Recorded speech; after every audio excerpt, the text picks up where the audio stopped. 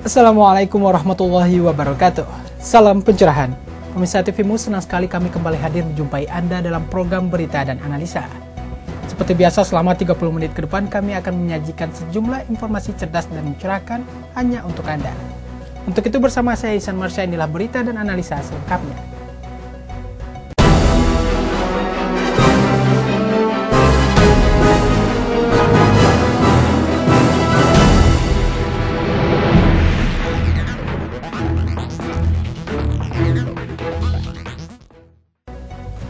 Pemirsa, wacana pemerintah mempekerjakan orang asing sebagai direksi BUMN dilontarkan langsung oleh Menteri BUMN Rini Sumarno. Rini beralasan BUMN membutuhkan seorang ahli untuk memimpin perusahaan badan usaha milik negara tersebut. Setelah berniat menjual gedung Kementerian BUMN, Rini Sumarno menyebut bahwa orang asing bisa memimpin perusahaan-perusahaan BUMN. Rencana Menteri Badan Usaha Milik Negara ini menuai reaksi keras dari berbagai kalangan. Selain membahayakan kepentingan bangsa, kebijakan itu dinilai meremehkan kemampuan anak bangsa sendiri. Saat akan dimintai keterangan, Menteri Badan Usaha Milik Negara Rini Sumarno dalam kondisi kurang sehat. Sehingga tim TVMU hanya mendapatkan informasi dari supir pribadi Rini Sumarno yang bernama Rizal. Seperti diketahui, Menteri BUMN Rini Sumarno melempar wacana warga negara asing bisa duduk di jajaran direksi BUMN jika berhasil lolos dalam proses seleksi karena pemerintah mengedepankan kompetensi dan profesionalitas. Rini beralasan BUMN membutuhkan ahli untuk memimpin perusahaan, terutama dalam menghadapi masyarakat ekonomi ASEAN atau MEA 2015. Alasan membuka peluang orang asing menjadi petinggi BUMN agar dapat membawa BUMN cepat mengibarkan benderanya ke pasar internasional. Direksi asing itu dibutuhkan untuk perusahaan yang memiliki standar global seperti PT Semen Indonesia Persero. Wacana tersebut sudah mendapatkan lampu hijau dari Presiden Joko Widodo.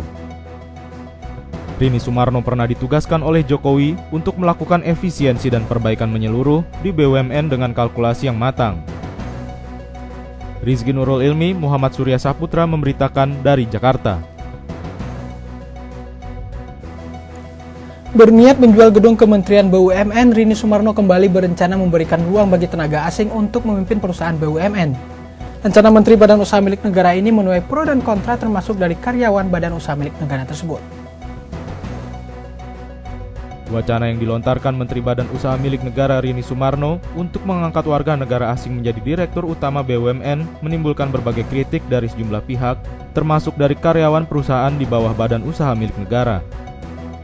Dari beberapa karyawan perusahaan di bawah Badan Usaha Milik Negara seperti PT Pelabuhan Indonesia dan PT Telkom, mereka menganggap dengan dimasukkannya CEO asing dalam direksi BUMN akan menghilangkan rasa nasionalisme pada bangsa dan negara.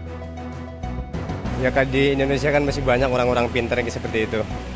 Kalau memang orang kita sendiri yang ngolah sendiri, biasa kan hasilnya bagus.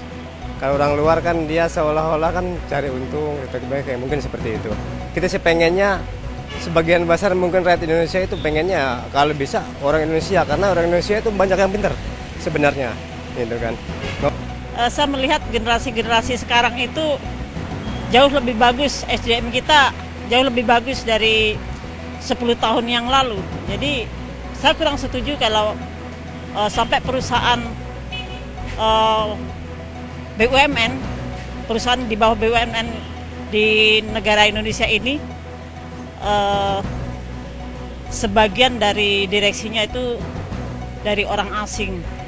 Ya kalau kita mau transfer knowledge mungkin ada cara-cara lain. Mungkin itu pendapat saya. Kalau selagi ada istilahnya putra-putra atau putra-putri dari negeri sendiri yang bagus, kenapa enggak gitu kan?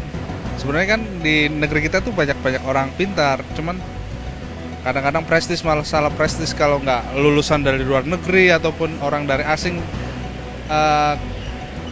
kurang ini gitu. Sebenarnya sih banyak, asal kita dengan teliti mencari itu banyak potensi dari anak-anak bangsa yang lebih bagus dari orang-orang sana gitu. Rizky Nurul Ilmi, Muhammad Surya Saputra memberitakan dari Jakarta. Menjelang 100 hari masa pemerintahan Jokowi JK, saat ini rakyat menunggu realisasi dan evaluasi janji kabinet kerja tersebut. Meski Jokowi mampu menunjukkan kinerja positif dalam beberapa sektor, ada pula sektor yang masih harus dievaluasi. Berikut informasinya untuk Anda. Seolah sudah menjadi kewajiban bagi setiap kepala pemerintahan, presiden untuk melaporkan hasil program kerja dalam 100 hari pertamanya sejak resmi dilantik. Tentu saja tidak semua program kerja sudah dapat dilihat hasilnya dalam waktu yang cukup singkat. Direktur Lingkar Madani Indonesia, Ray Rangkuti mengatakan, ada beberapa pos dalam kabinet kerja Jokowi yang harus dievaluasi kinerja dan performanya, yakni Menko Polhukam Tejo Edy dan Menteri BUMN Rini Sumarno yang kerap kali melontarkan pernyataan-pernyataan yang kontroversial di masyarakat. Menurut saya sih ada 2 pos yang memang agak riskan dari kabinet Jokowi sekarang ini yang begitu banyak menyita perhatian masyarakat ya, dalam pengertian negatif. Pos pertama adalah Menteri BUMN yang dijabat oleh Ibu Rini Sumarno ya. Setidaknya beliau sudah menelurkan 3 isu yang negatif di mata masyarakat. Menurut Ray, pernyataan-pernyataan kontroversial yang kerap dilontarkan para pembantu Jokowi sebenarnya tak muncul hanya dari 2 orang menteri saja. Untuk itu masih banyak yang perlu dievaluasi dalam program dan kabinet kerjanya. Dikhawatirkan bukan hanya tidak mampu meningkatkan performa kinerja presiden, tapi malah menimbulkan perdebatan di masyarakat ketimbang langkah-langkah positif. Irmalia Septiana, Andri Rahmawan memberitakan dari Jakarta. Pemirsa, menyikapi maraknya permukiman kumuh di berbagai daerah, Badan Perencanaan Pembangunan Nasional atau Bappenas mencanangkan Program Nasional Penanganan Permukiman Kumuh. Program ini rencananya akan direlokasikan pada 9 kota di tanah air. Banyaknya pemukiman kumuh di berbagai daerah di Indonesia kian memperburuk pertumbuhan pembangunan daerah. Hal ini dipengaruhi oleh tingginya populasi penduduk Indonesia yang sangat tinggi, sehingga menempati pemukiman kumuh merupakan pilihan bagi sebagian masyarakat untuk menekan biaya pengeluaran rumah tangga. Kementerian PPN atau Bappenas memperkirakan pada tahun 2020 akan terjadi peningkatan populasi penduduk di Indonesia dari 54,1% di tahun 2010 menjadi 63,7% pada tahun 2020.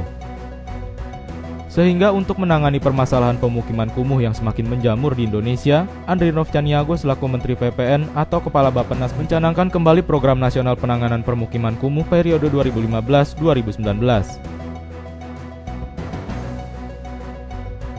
Program Nasional Penanganan Kumuh tahun 2015-2019 saya nyatakan dibuka.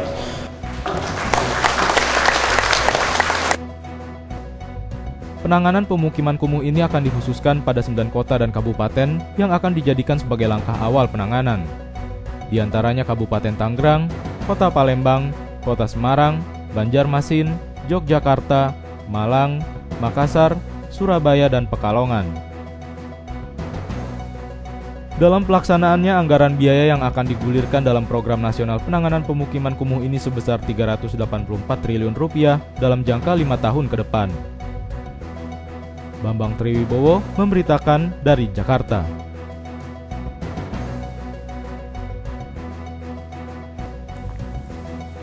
Pasca pemberlakuan larangan sepeda motor melintas di Jalan Merdeka Barat dan MH Tamrin Jakarta Pusat, hal ini mendapat penolakan keras dari berbagai pihak, salah satunya dari Front Transportasi Jakarta yang melakukan aksi turun ke jalan menolak kebijakan tersebut. Penolakan keras oleh Front Transportasi Jakarta atau Fronjak terkait pemerintah DKI Jakarta melarang sepeda motor melintas Jalan Merdeka Barat dan MH Tamrin membuat stres para pemakai sepeda motor yang selalu mengandalkan di jalan itu. Oleh karenanya Fronjak menolak kebijakan itu, salah satunya dengan turun ke jalan dan memboikot Jalan Tamrin. Meski demikian, aksi itu mendapat halangan dari aparat kepolisian dengan tidak diizinkannya melakukan aksi dan tidak boleh melintas di Jalan Tamrin dan Merdeka Barat. Padahal, puluhan pendemo yang menggunakan sepeda motor ini berencana meluruh kantor Kementerian Perhubungan yang berada di Jalan Merdeka Barat, Jakarta. Koordinator aksi dari Front Transportasi Jakarta, Daniel, menilai jika kebijakan pemerintah Jakarta ini tidak masuk akal, bahkan dinilai sudah mengarah ke arah bisnis. Alih-alih disediakan lahan parkir agar tidak melintas di jalur larangan ini, justru menguntungkan pihak pengelola parkir dengan naiknya omset dari lahan parkir itu sendiri. Menurut Daniel, kerugian akibat kebijakan ini merugikan semua pihak dan tidak hanya kerugian secara materi, bahkan efisiensi waktu tersita habis lantaran harus mencari jalur alternatif. Akibatnya banyak karyawan yang mendapat teguran dari atasan lantaran terlambat ke kantor gara-gara aturan ini. Kebutuhan orang-orang di sini kan ada, seperti Anda atau saya atau bapak-bapak ini punya kebutuhan. Kalau bapak ini nggak pakai pakaian ini, dia nggak bisa lewat. Dia jangan bilang dia petugas, nggak bisa toh. Anda juga begitu, walaupun Anda dari media kan nggak bisa. Saya orang media, orang petugas, kan nggak bisa lewat berarti kan. Nah seperti kami ini yang bekerja di sini apa? Kami suruh jalan dan tunggu busway.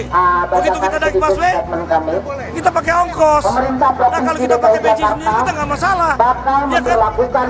Anda juga tidak mau dirugikan, kami juga tidak mau dirugikan. Kan begitu. Pak polisi juga begitu. Kalau dia pakai pakaian preman, nggak bisa lewat Tamrin. Tapi dia jangan pakai alasan bahwa saya petugas dan saya bisa lewat. Itu tidak benar. Itu tidak benar. Hingga kini, larangan sepeda motor melintasi Jalan MH Tamrin dan Merdeka Barat yang diberlakukan 17 Desember 2014 masih berjalan lancar. Setiap sudut di kawasan larangan sepeda motor itu dijaga ketat oleh kepolisian dan Dinas Perhubungan DKI Jakarta 24 jam non-stop. Dedi Muhsoni memberitakan dari Jakarta. Ya pemirsa, setelah ini akan kami sajikan sejumlah informasi menarik lainnya untuk Anda. Untuk itu jangan kemana-mana, tetap bersama kami dalam Berita dan Analisa.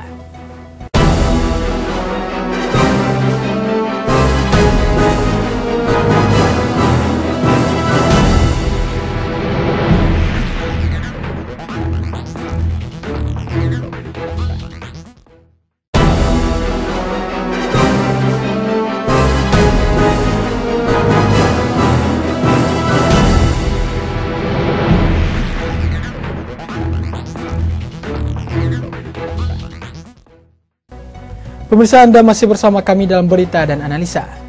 Memperingati Hari Ibu Nasional, Partai Demokrasi Indonesia Perjuangan mendeklarasikan sikap politiknya terkait penanggulangan HIV/AIDS bagi para perempuan di tanah air. Partai Demokrasi Indonesia Perjuangan menyatakan sikapnya di Hari Ibu Nasional. 86 tahun PDIP menyerukan pentingnya persatuan nasional dan menyuarakan perbaikan nasib kaum perempuan dalam berbagai aspek kehidupan.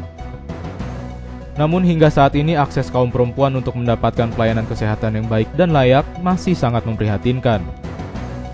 Seperti angka kematian ibu dan anak yang terus meningkat, perempuan juga rentan terhadap virus HIV, AIDS, dan pecandu narkoba aktif. Menyikapi hal ini, PDIP mengeluarkan sikap politiknya yang berisi 7 poin yang pada intinya PDIP mendukung pemerintahan Joko Widodo dan Yusuf Kala dalam perlindungan dan kesejahteraan kaum perempuan Indonesia. Pembacaan sikap politik ini dilakukan oleh Ketua DPP PDIP Jakarta Selatan, didampingi Megawati dan Puan Maharani, serta para bupati, gubernur di seluruh Indonesia kader PDIP. Megawati menjelaskan, di momen Hari Ibu, jangan hanya dirayakan hanya bersifat simbolis.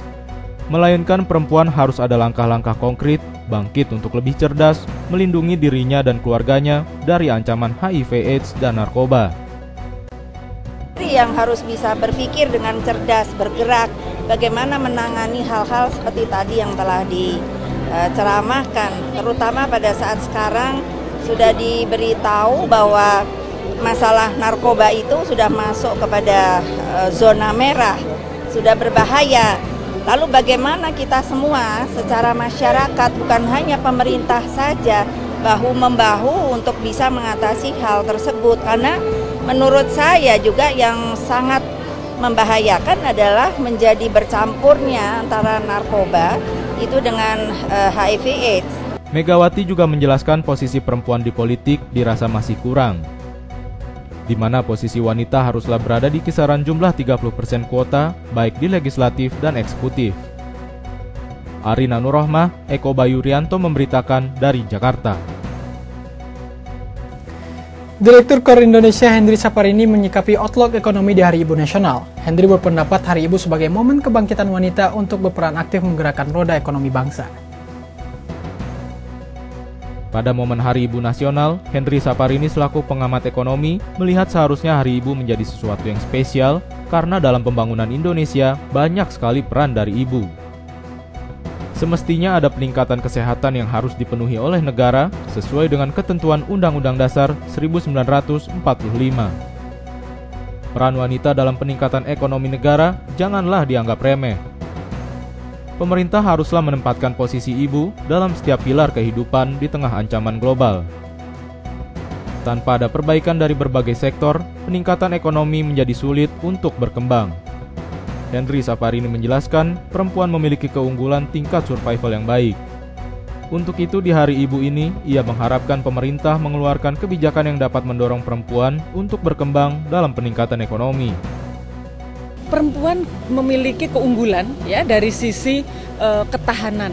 Ya, dari sisi ketahanan artinya untuk survival itu luar biasa. Oleh karena itu di Pakistan dan negara lain itu juga banyak sekali pembiayaan untuk perempuan ya yang sifatnya itu adalah untuk kebutuhan rumah tangga. Tetapi semestinya diberikan juga tempat bagi perempuan ini untuk dia bisa berkembang walaupun tidak semua ya. Jadi mestinya ada perempuan-perempuan yang punya keunggulan. Nah, inilah yang harus didukung dengan kebijakan-kebijakan sehingga dia bisa optimal walaupun harus mengerjakan tugas wajibnya untuk keluarga dan anak-anak. Henry juga menjelaskan, pemerintah seharusnya segera melakukan pemenuhan hak dasar bagi para ibu dan anak Indonesia agar peningkatan ekonomi bangsa bisa segera tercapai. Arina Nurrohmah, Eko Bayu Rianto memberitakan dari Jakarta. Memperingati Hari Ibu Nasional, sejumlah perusahaan swasta bersama Partai Demokrasi Indonesia Perjuangan menggelar bazar sembako dengan harga murah, serta memberikan penghargaan bagi sejumlah perempuan Indonesia yang berjuang untuk kaum perempuan di daerahnya masing-masing. Dalam rangka memperingati Hari Ibu, PDIP dan sejumlah perusahaan swasta mengadakan bazar sembako murah di depan DPP PDIP Lenteng Agung, Jakarta Selatan. Selain bayar murah yang diberikan untuk ibu, PDIP juga memberikan penghargaan Sarinah untuk mewujudkan perempuan tangguh dan generasi muda cerdas berkarakter. Megawati Soekarno Putri mendatangi bazar sembako murah untuk kaum ibu sebagai salah satu bentuk respon akan naiknya harga BBM. Selanjutnya ia menghadiri acara penghargaan bagi para perempuan Indonesia. Acara ini dihadiri oleh sejumlah tokoh-tokoh wanita seperti Menteri Koordinator Pembangunan Manusia dan Kebudayaan Puan Maharani, Muriati Sudibyo, pengamat ekonomi Henry Saparini, pengamat politik Siti Zuhroh, dan sejumlah kepala daerah kader PDIP. Dalam penghargaan tersebut, ada 10 perempuan di seluruh Indonesia yang mendapatkan penghargaan atas kontribusinya memperjuangkan hak-hak perempuan serta pembinaan terhadap ekonomi perempuan di daerahnya masing-masing. Arina Nurrohmah, Eko Bayu Rianto memberitakan dari Jakarta. Ya pemirsa, setelah ini akan kami sajikan analisa bersama Sebastian Salang. Untuk itu jangan kemana-mana, tetap bersama kami dalam Berita dan Analisa.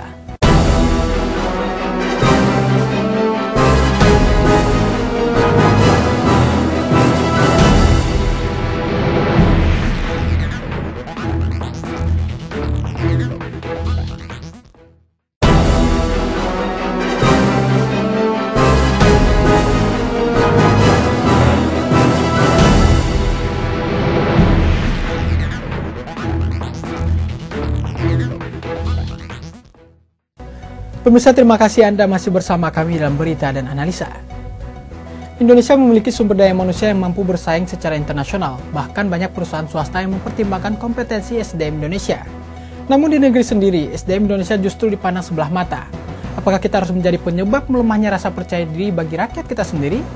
Seperti isu yang beredar saat ini, Menteri Badan Usaha Milik Negara Rini Sumarno mempersilahkan tenaga asing untuk mengisi jajaran direksi di BUMN.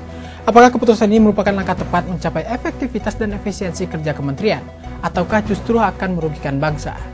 Untuk itu, marilah kita simak analisa selengkapnya bersama Koordinator Forum Masyarakat Peduli Parlemen atau Formapi bersama Sebastian Salang. Berikut penuturannya untuk Anda. Ya, jadi rencana untuk melibatkan asing dalam memimpin BUMN, lalu kemudian rencana untuk menjual gedung BUMN, itu adalah ide-ide yang keluar dari Ibu Rini Sumarno. Perlu dicatat bahwa dalam proses rekrutmen para menteri yang lalu, Ibu Rini ini termasuk salah satu menteri atau calon menteri pada saat itu yang mendapat begitu banyak catatan dari publik, bahkan penolakan. ya dari publik gitu. Oleh karena begitu banyak catatan masa lalu yang dinilai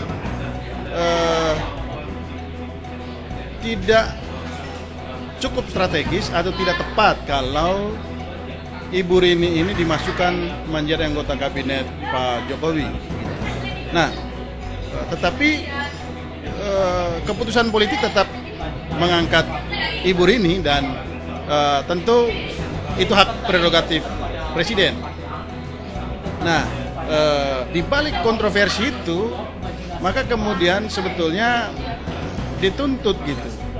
Ada gebrakan dari Ibu Rini ini untuk memulihkan ya kepercayaan atau trust publik kepada dirinya yang dalam proses pengangkatannya itu mendapatkan penolakan yang luar biasa. Nah, tetapi sayangnya gebrakan-gebrakan yang dilakukan oleh Ibu Rini ini justru gebrakan yang menurut saya sangat kontroversial dan sangat berbahaya gitu.